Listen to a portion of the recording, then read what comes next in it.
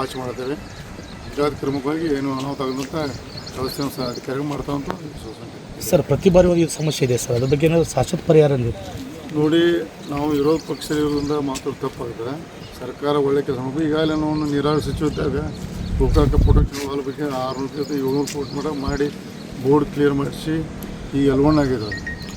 ಅತಿ ಸರ್ಕಾರದ ಮನೆ ಮಾಡ್ಕೊತಾರೆ ನೀವು ಮುಖ್ಯಮಂತ್ರಿಯವರಿಗೆ ಆದಷ್ಟು ಬೇಗ ನಮಗೆ ಪ್ರೊಟೆಕ್ಷನ್ ವಾಲ್ ಅದನ್ನು ಕ್ಲಿಯರ್ ಮಾಡಿಕೊಟ್ರೆ ಶಾಶ್ವತ ಪರಿಹಾರ ಆಗ್ತದೆ. ಪದೇ ಬರೋದು, ವಿಸಿಟ್ ಮಾಡೋದು, ಫೋಟೋ ತೊಗೊಂಡು ಹೋಗ್ತದೆ.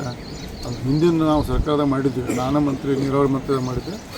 ಅದು ಶೀಘ್ರ ನಮ್ಮ ಸರ್ಕಾರ ಅದನ್ನು ಟೆಂಡರ್ ಕ್ಲಿಯರ್ ಮಾಡಿ ಕೆಲಸ ಪ್ರಾರಂಭ ಮಾಡಬೇಕಂತ ಒತ್ತಾಯ ಮಾಡ್ತಾರೆ. ನನ್ನ DC ಮತ್ತು CO ನಮ್ಮ ಜಿಲ್ಲಾ ಮಟ್ಟದ ಅಧಿಕಾರಿಗಳ ಜೊತೆ ಚರ್ಚೆ ಆಗಿ ಫೋನ್ ಮುಖಾಂತರ ಮಾತಾಡಿ ನೀನು ಬಂದೆಲ್ಲ ವಿಸಿಟ್ ಮಾಡ್ಯಾರ.